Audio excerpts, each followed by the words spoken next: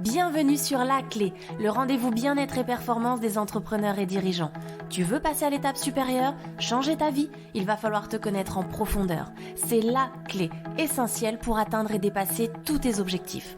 Certitude, confiance en soi, audace, considération, reconnaissance, liberté, amour ou encore argent, tout passe par la connaissance de soi. Ce que je t'apporte, une méthode unique qui repose sur 3 piliers, cartésien, ésotérique et corporel.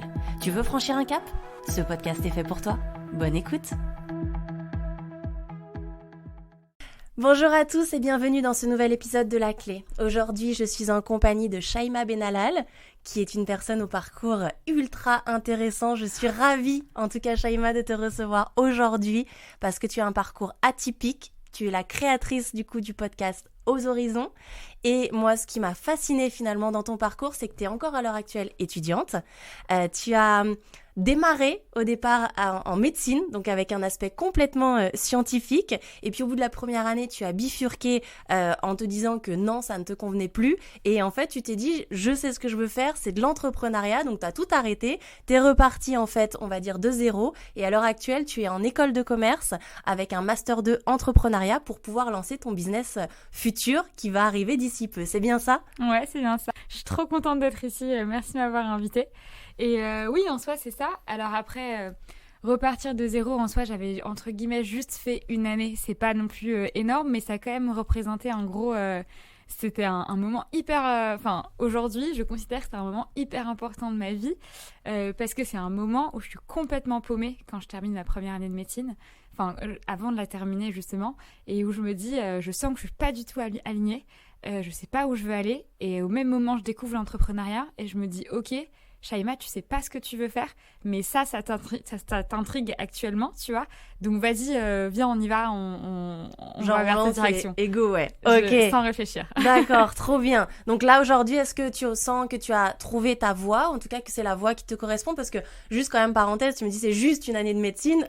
Juste une année de médecine, il est quand même assez dingue en soi, parce que tout le monde déjà connaît la complexité de ce genre d'études. Donc c'est pas, pour moi, à mon sens, c'est pas juste une année de médecine, c'est quand même une année de médecine. Et c'est vrai que quand je te disais repartir de zéro, c'est parce que t'as bifurqué finalement complètement, quoi. Ouais. Donc il y a vraiment cette notion où tu sentais que t'étais pas aligné finalement avec ce que tu faisais et t'avais envie de changer de voie complètement. Alors qu'est-ce qui t'a fait prendre conscience justement, parce que là on va rentrer dans le vif du sujet sur cette notion de connaissance de soi qui, tu sais, est pour moi vitale pour pouvoir passer des caps, avancer, se connaître, etc. Donc du coup aujourd'hui finalement, qu'est-ce qui t'a permis de switcher? Qu'est-ce qui t'a donné envie de justement de switcher entre la médecine et l'entrepreneuriat? Ouais, alors en fait, c'est vachement relié au final, c'est ce que je disais, à la connaissance de soi, mais aujourd'hui, j'arrive à mettre le mot dessus. À ce moment-là, j'étais pas du tout consciente de ça. En fait, c'était une dépression. Ok. J'ai fait une dépression qui était assez courte, mais alors j'ai mis des années à me rendre compte que c'était ça. Enfin, ça m'a pris des années de me rendre compte. En fait, c'était une incapacité, au niveau de mon cerveau, de concentration, tu vois.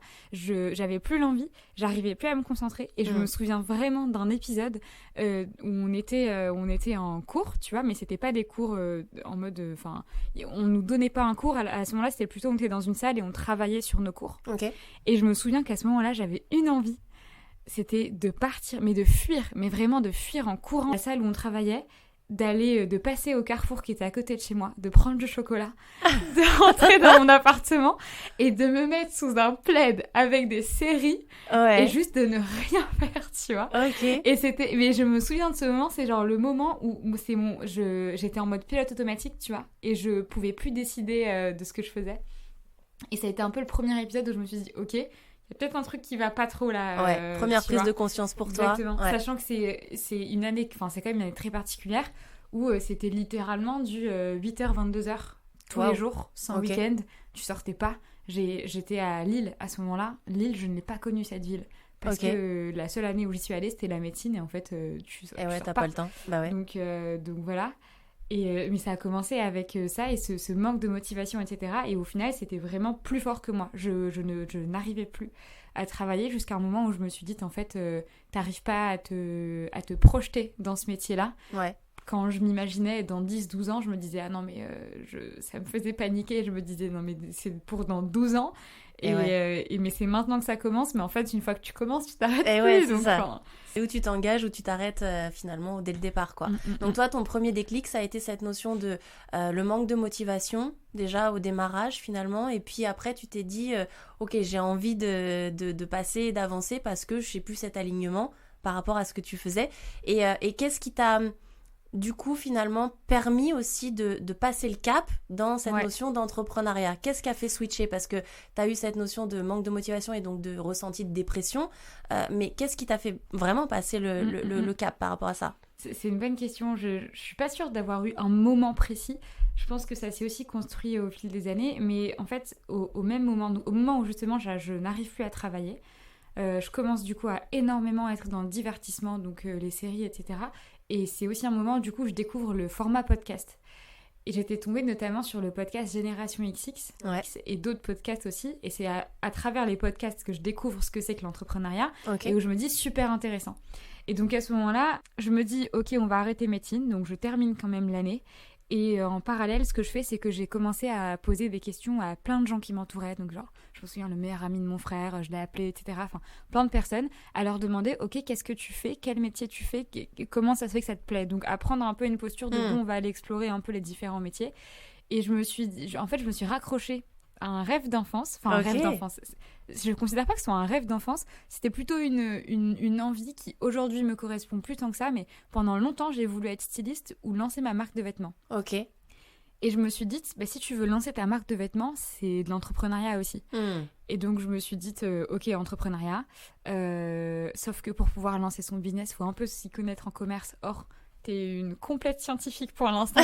Donc, on va peut-être revoir les bases. Et donc, je me suis dirigée vers école de commerce et j'ai commencé par prépa.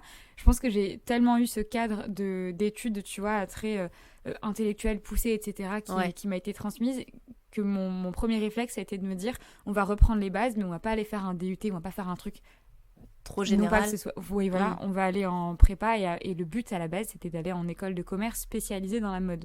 Okay. Pendant ma prépa, ma réflexion a évolué et je me suis dirigée vers une école de commerce plus générale, tu vois. Mais... Dans l'entrepreneuriat, du coup. Donc, en fait, finalement, t'es partie de ton rêve, on va dire, entre guillemets, d'enfance. En tout cas, ton envie que tu avais à cette époque-là, pour pouvoir compléter ça, je dirais, avec les prises d'informations que tu as eues avec les personnes de ton entourage, pour pouvoir te dire, ok, je chemine dans cette direction. Et puis, en allant dans cette direction, tu t'es autorisé à nouveau à te dire, bah non, je bifurque encore parce que j'ai plus envie de ça à ce moment-là. Donc en fait, t'es vachement dans l'écoute de toi aussi, dans cette période malgré tout. Je pense que je m'en rends... je pense que c'est pas conscient, surtout. Comparé à aujourd'hui, où je considère être vachement plus dans l'écoute de moi-même, mais j'en suis consciente. Et à l'époque, comme si j'en avais... à ce moment-là, j'en suis absolument pas consciente, et c'est pour ça que je parlais de pilote automatique. À ce moment-là, on reprend... Enfin, je sais pas ce qui reprend le contrôle sur moi-même, mais j'en suis pas consciente. Mais je suis dans l'écoute de moi quand même. Ouais, trop bien. Donc, tu as quand même développé inconsciemment, en tout cas, ces facultés et qui t'ont guidée et tu t'es autorisée, mine de rien, à... Alors, écouter, entre guillemets, parce que tu me dis que tu n'avais pas conscience, mais il y a une part quand même d'écoute et d'autorisation par rapport à tout ça pour pouvoir quand même oser aller dans un cheminement step by step à ce moment-là, quoi. Et c'est ça qui est hyper intéressant. Alors du coup, moi j'aimerais qu'on revienne justement sur cette notion de connaissance de soi, qui est la base inéluctable de tout pour pouvoir vraiment avancer, peu importe le domaine dans lequel tu es. Et j'aimerais avoir ton avis avec ta vision des choses, justement, de comment tu pourrais définir ou caractériser, toi, avec tes mots et ta vision, ce que tu entends par la connaissance de soi. Ça, c'est une très très bonne question. Elle va être très difficile, mais on va clairement relever le challenge. Qu'est-ce que c'est que la connaissance de soi ? En fait, je pense que c'est... là, il y a un mot qui me vient en tête, c'est la notion d'humilité. En fait, pour moi, c'est vraiment garder ce regard un peu objectif ou neutre sur toi-même. Et de garder une certaine humilité où tu cherches pas forcément à... J'ai l'impression que par moment... Quand on essaye de travailler sur soi, etc., on est vachement dans cette dynamique de je vais être quelqu'un de bien, quelqu'un de performant, de meilleur, etc. Tu vois. Alors que pour moi, la connaissance de soi, c'est vraiment c'est cette neutralité de se dire, ok, comment je fonctionne, qui je suis. C'est pas encore sur le qui j'ai envie d'être, ce qui pour moi est très différent. Clairement. Et c'est vraiment cette neutralité de comment je fonctionne et réussir à justement s'écouter, à se dire dans telle situation, j'ai tel ressenti, qu'est-ce que ça dit de moi au final. Et du coup, c'est retourner à cet état d'humilité, d'être capable de se confronter à soi-même. Ouais, ok. De manière totalement neutre, etc. Et derrière, ça te permet d'évoluer, de développer, etc.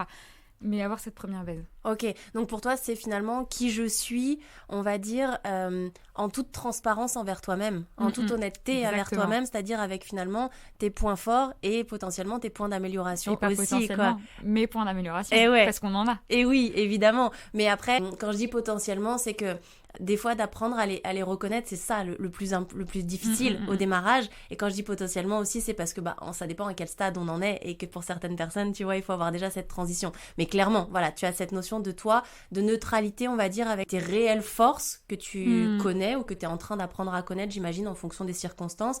Et idem pour tes points d'amélioration. Carrément, yes. Complètement. Ok. Alors du coup, dans la continuité de ça, j'aimerais savoir, est-ce que tu as finalement un événement ou une anecdote à nous raconter où tu as eu un manque de connaissance de toi-même et qui finalement t'a fait défaut à ce moment-là? C'est sûr qu'il doit y en avoir. Là, tout de suite, je pense d'un point de vue relation humaine et surtout relation amoureuse. En fait, j'arrive pas à te trouver un événement précis, mais il y a un constat que j'ai fait de moi-même sur ces dernières années, etc. Okay. C'est que je pense que globalement, quand je rencontrais quelqu'un, enfin, c'est pas juste quand je rencontrais quelqu'un, je pense que je me suis assez régulièrement dirigée vers des personnes qui, dans le fond, me convenaient pas. Ouais. Mais je comprenais pas pourquoi. Et en fait, j'ai clairement pas terminé, mais j'ai pas mal travaillé sur moi-même ces dernières années, et notamment sur comment comment moi je me sens, et comment moi je me sens avec l'autre, de manière très générale, tu vois. Ouais. Et en apprenant à me connaître, je me suis rendu compte que si je me dirigeais aussi vers les mauvaises personnes, c'est aussi parce que je me connaissais pas. Exact. Et en vrai, c'est vrai pour les relations amoureuses, c'est vrai aussi pour les relations amicales.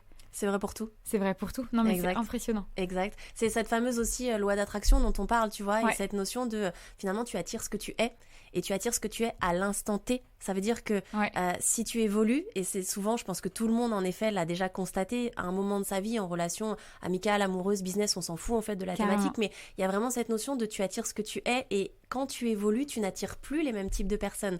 Parce que cet alignement, cette connaissance de soi, finalement, elle fait en sorte de passer l'information, et là plutôt sur le côté énergétique, où en fait du coup tu transmets des ondes en fait autour de toi qui sont plus les mêmes, et donc les ondes qui sont captées de manière inconsciente autour de toi ne sont plus reçues de la même façon non plus, et donc les personnes que tu attirais à l'instant T, tu les attires plus à l'instant Y, parce que toi-même t'as changé de vibration, t'as changé d'éléments, de connaissances de toi, etc., et tu t'es aligné en fait par rapport à ça. Carrément, je suis complètement d'accord, j'aime bien cette notion de instant T.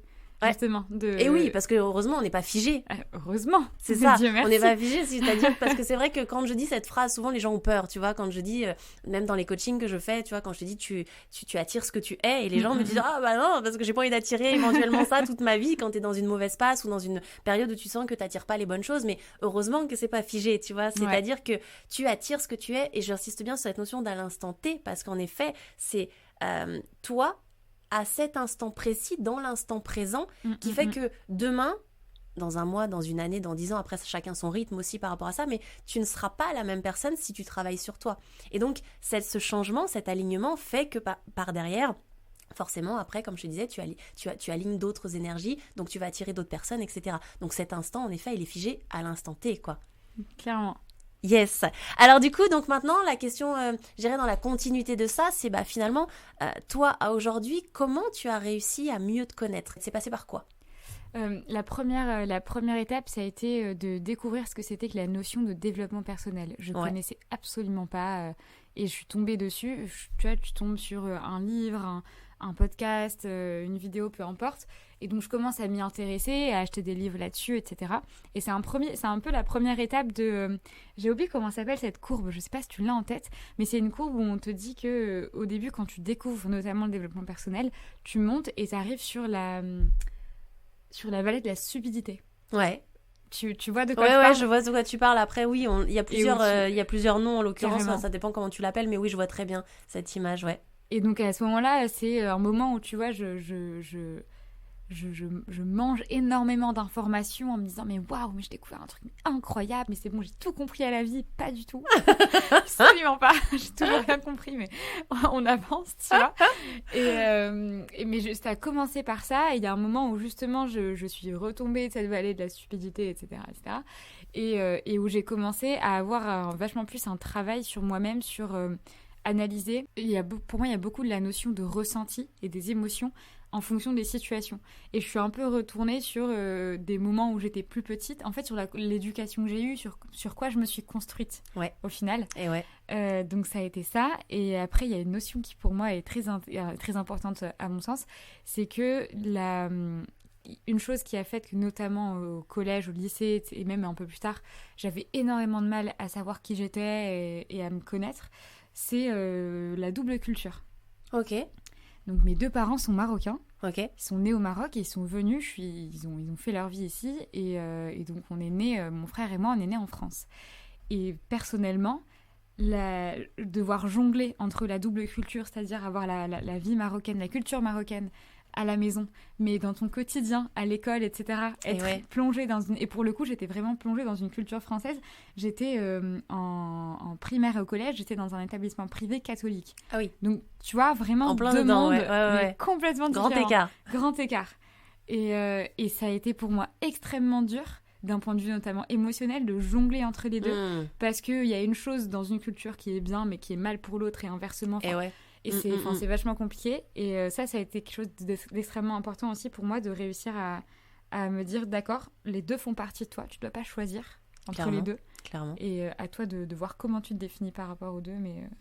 Donc cette double culture, finalement, t'a aidé aussi à te connaître et à faire, on va dire, peut-être des choix sur ce que tu veux garder d'un côté, de l'autre, ou ce qui te plaît, ce qui te convient plus ou moins. Enfin, ça t'a permis vraiment d'avoir cette ligne directrice que tu t'es construite à travers cette double culture, c'est ça ? Ouais, complètement. Je pourrais jamais, chaque fois on me demande alors le Maroc ou la France ? Mais jamais je choisirais. Jamais. Parce que les deux font partie de moi. Et les deux, tu vois, même si ça a été très compliqué sur le début de ma vie, et aujourd'hui ça m'apporte tellement de choses que j'en suis extrêmement reconnaissante. Clairement. Et alors justement, tu dis que ça t'apporte tellement de choses.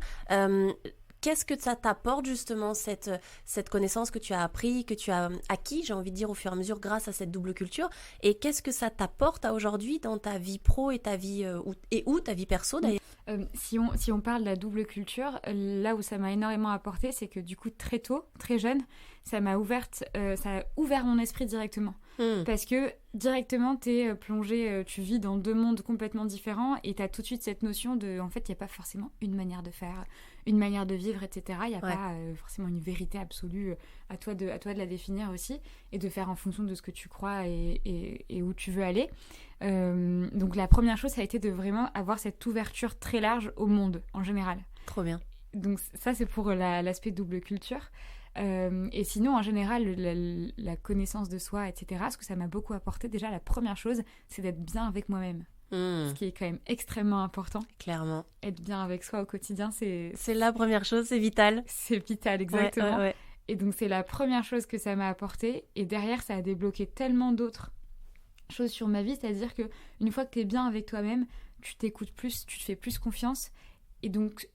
la loi de l'attraction t'attire vachement plus ce que tu veux, ce qui te correspond. Et donc, même dans tes rencontres, dans tes choix, dans ta vie professionnelle, etc., tu te rends compte que, entre guillemets, plus ou moins naturellement, les choses s'embriquent plus facilement. Et donc, t'arrives à petit à petit avoir la vie que tu veux, en fait. Exact. En fait, t'as tout dit, c'est-à-dire que tout est complètement relié. Et c'est vrai qu'il faut jamais essayer de dissocier les choses parce qu'en fait, c'est un ensemble d'éléments et on a tendance justement à vouloir se dire je vais m'axer que sur la confiance en soi, que sur finalement l'envie d'être telle ou telle personne comme tu le disais au départ, alors qu'en vrai non, c'est déjà apprends à te connaître toi, apprends à être bien avec toi-même, comme on dit le fameux dicton de tu dois d'abord être bien avec toi-même pour pouvoir être bien avec les autres, mais c'est tellement vrai, enfin c'est une réalité dont on n'a pas toujours conscience finalement à quel point c'est nécessaire et à quel point c'est vital pour tout le reste, aussi bien ta vie pro que ta vie perso.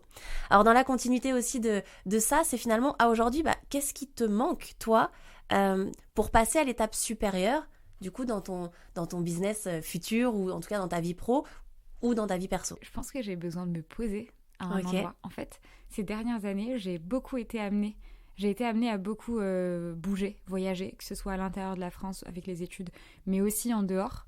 Et je sens que j'arrive à un moment de ma vie où je me dis, ok, si tu veux justement franchir un cap, que ce soit perso ou pro, et que tu veux commencer à construire quelque chose, il faut que tu te poses à un endroit. En tout cas, tout le monde ne sera pas d'accord avec cette vision-là. Peu importe, c'est la tienne. Mais là, en ce moment, c'est mon ressenti. Ouais. Je suis dans ma dernière année d'études et j'avoue qu'il y a une part de moi qui a envie de profiter de cette dernière année à fond. Ouais. Et il y a une part de moi qui a hâte de la terminer pour me dire, ok, dès que j'aurai terminé cette année-là, je pourrais me poser à un endroit et commencer à construire quelque chose. Ok. Avoir cette notion de... En fait, j'ai vraiment le sentiment que le fait d'avoir énormément bougé, enfin, pour moi, le lieu où tu es, t'as besoin d'être ancré en fait dans ce lieu-là. Clairement. Et donc de le connaître pour avoir des habitudes, des rituels, des routines qui viennent, etc. Et quand t'es vraiment ancré à un endroit, c'est le moment où justement tu peux te concentrer sur autre chose, sur des choses peut-être plus ambitieuses ou qui t'attirent davantage à ce moment-là. Et là, c'est ce qui me manque un peu. J'ai pas le temps de me poser à un endroit pour avoir le temps de réfléchir aussi à ce que je veux de plus. À ce que tu veux construire par la suite, ok. Donc en fait, t'as besoin de créer toi ce cocon. Je vais parler de cocon finalement dans lequel tu vas pouvoir, alors j'aime bien cette notion d'ancrage parce que cet ancrage, tu vois, comme on dit, c'est l'ancrage entre autres dans le sol, tu vois, généralement d'être vraiment stable, solide, etc. Et c'est important d'être ancré, solide dans le sol pour pouvoir justement continuer d'avancer et être plus productif ou plus efficace dans ses projets, etc. Donc j'aime beaucoup cette notion d'ancrage qui me parle aussi énormément par rapport à ça. Donc toi, c'est pour résumer finalement cette notion de cocon à avoir pour toi, te poser tranquillement par rapport à toute la vie que tu as eue assez mouvementée ces derniers temps, de te poser. Donc c'est le temps finalement, toi qui aujourd'hui te manque, on va dire. Alors le temps... tout le monde peut le prendre, comme on le dit, mais cette notion de plus d'arrêt sur image, j'ai envie de dire, que de temps lui-même, pour pouvoir penser concrètement à réfléchir et dans quelle direction aller. Exactement. C'est ça ? Ouais, ok, top. Est-ce que tu as aujourd'hui des conseils ou des astuces, toi, que tu pourrais donner finalement aux personnes qui nous écoutent pour réussir à mieux se connaître ? Un conseil, au-delà de se documenter avec des livres, etc., ce qui peut être un peu général, mon conseil, c'est plutôt de réussir, peut-être sans forcément aller sur l'analyse de ton passé, etc., peut-être déjà dans ton quotidien, et c'est d'être dans cette conscience de qu'est-ce que je ressens à ce moment-là, si tu te retrouves dans telle situation. En fait, notre corps nous parle. Clairement. Notre corps nous parle, mais constamment. Et c'est pas pour rien que quand tu stresses, t'as parfois mal au ventre ou t'as des ressentis, etc. Je te parlais tout à l'heure en off de la montée d'adrénaline et que je la ressentais à un endroit précis au niveau de mon corps. C'est déjà être capable d'avoir cette conscience dans ton quotidien. Cette conscience émotionnelle, tu veux dire, en fait ? Une conscience émotionnelle et aussi sensitive, entre guillemets, parce que ton corps te parle via tes sens. Ouais. Et avoir cette conscience-là pour avoir ce premier travail de juste relater les faits. Ok, les faits, c'est que dans telle situation, je sais pas, je m'apprête à passer un entretien, et ben en fait, j'ai mal au ventre. Ou alors, je m'apprête, je sais pas, à aller à la salle de sport, et puis là, je ressens telle chose. Juste les faits. Et derrière, déjà, il faut réussir à les trouver. Et derrière, essayer d'avoir une analyse sur qu'est-ce que ça dit de moi, qu'est-ce que ça révèle sur moi. Est-ce que ça veut dire que, je sais pas, si avant d'aller à la salle de sport, en fait, j'ai toujours un peu de stress, etc. Est-ce que c'est parce que j'ai peur du regard des autres ? Parce que on m'a, au niveau du sport, quand j'étais au collège, on me disait toujours, on se moquait toujours de moi. Enfin, j'en sais rien, j'invente un truc. Ouais, totalement. Mais tu vois, et du coup, c'est déjà avoir ce premier travail sur ton quotidien, actuellement, le présent. Ouais. Et ce travail-là va forcément t'amener aussi à revenir sur comment tu t'es construit. Et ouais, c'est une conscientisation, en fait, des événements, de toi dans des événements, plutôt, en fait, et de savoir dans quel événement il se produit des choses. Pour te permettre en fait de plus en apprendre sur toi en fonction des situations, parce qu'en effet on n'est pas tous égaux, on n'a pas tous les mêmes, déjà on n'a pas tous les mêmes passifs, donc on n'a pas tous les mêmes craintes, on n'a pas tous les mêmes croyances, on n'a pas tous la même éducation. Tu parlais de la double culture, on n'a pas tous la même culture, et donc forcément on part avec des bagages qui sont différents au départ, et cette notion de conscientisation en fonction des situations que tu vas vivre, ça te permet de savoir est-ce que finalement oui je ressens quelque chose quand je dois être plutôt dans le côté personnel, ou à l'inverse plutôt dans le côté professionnel. Est-ce que c'est quand je parle, je sais pas, à 2 personnes, ou à l'inverse seulement quand il y en a 10? Est-ce que c'est quand je vais faire du sport, comme tu le dis? Mais ça te permet vraiment de conscientiser ce que tu expliques, à quel moment il se passe quelque chose en moi, et donc d'être dans l'écoute sensitive, comme tu disais tout à l'heure, de soi-même, qui te permet de te donner des pistes au premier abord pour avoir déjà un élément de départ, pour savoir ce sur quoi tu dois travailler, c'est ça? Ouais, complètement. Ok, top, parfait. Tu Merci résumes beaucoup. très bien. Génial. À chaque fois. Écoute, parfait. En tout cas, ravie que ça te plaise. Et en fait, j'aimerais terminer justement sur... dans ta vision des choses, à toi, la connaissance de soi, elle est rattachée à quoi? Elle est rattachée à quoi?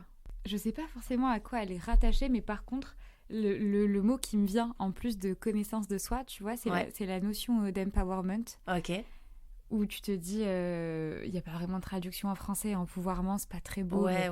Mais c'est un peu cette notion de tu reprends pouvoir le de pouvoir. soi-même, leader de soi-même. Moi, j'aime bien cette notion de leader leader de soi-même. J'aime beaucoup. Ouais. On va garder ça. Leader de soi-même. Mais donc, du coup, ce que je voulais dire, c'est que la connaissance de soi, je le rattache beaucoup à cette notion justement de reprendre le pouvoir. Parce que c'est quand tu apprends vraiment qui tu es que derrière, tu peux du coup aller vers un futur qui te correspond et être aligné avec ça. Et en fait, tant que t'as pas compris qui t'étais, comment tu fonctionnes, quels sont tes mécanismes et quelles sont tes craintes, enfin, tant que tu comprends pas qui tu es, tu peux pas vraiment définir ce que tu veux, tu vois. Et c'est un peu ce truc de, avant de te dire, d'essayer de déterminer ce que je veux, essaye de comprendre qui tu es. Ouais. Et derrière, tout va s'aligner, tout va s'embriquer, tu vois. Et enfin, je pense que c'est ça. Trop bien. J'aime beaucoup cette notion des choses. Franchement, je suis fan de cette conclusion. En fait, finalement, toi, je dirais en résumé, ce que tu proposes en fonction de ta vision des choses et de qui tu es, c'est conscientiser déjà, premier point, en fonction des situations, de ce que tu vis. Conscientiser les choses. Deuxième point, finalement, tu nous as parlé tout à l'heure, cette notion de ressenti émotionnel. Troisième point, tu as parlé de cette notion de ressenti, mais plus sensitif, qui te permet d'arriver à cette notion de pouvoir de soi-même, de leadership de soi-même, pour savoir, en fait, d'abord qui tu es, pour savoir où tu vas. Ouais, en fait, la connaissance de soi, pour moi, elle te donne le pouvoir d'aller vers où tu veux. Et c'est pour ça que pour moi, ces deux notions, enfin, empowerment, connaissance de soi, c'est vachement lié, parce que pour moi, c'est la connaissance de soi qui te permet de reprendre le pouvoir. Le pouvoir de ta vie, les rênes de ta vie, de prendre ta vie en main, tout ça, et donc de passer des caps et d'avancer, d'aller plus loin. Totalement d'accord avec toi, j'aime beaucoup cette conclusion, donc je te propose qu'on s'arrête là pour cet épisode. J'ai été ravie, en tout cas, de partager ça avec toi. Vous savez maintenant ce qu'il vous reste à faire si vous voulez bien apprendre à plus vous connaître et que vous êtes dans le même mindset que Shaima. Comme elle vous l'a dit, en résumé, on a bien cette notion de conscientisation, de ressenti émotionnel, de ressenti sensitif qui te permet de rester leader de toi-même, d'avoir le pouvoir de ta propre vie. Eh bien, je vous propose maintenant d'appliquer tout ça dès maintenant. Bien sûr, donc, vous retrouverez toutes les informations dans le descriptif du podcast. En tout cas, si vous avez aimé cette interview, n'hésitez pas à aller suivre le podcast de Shaima Benallal qui s'appelle donc Aux Horizons. Je vous souhaite une très belle journée. À très bientôt. Ciao, ciao. Si cet épisode te plaît, tu peux le partager en me taguant ou en lui laissant 5 étoiles sur Apple Podcast.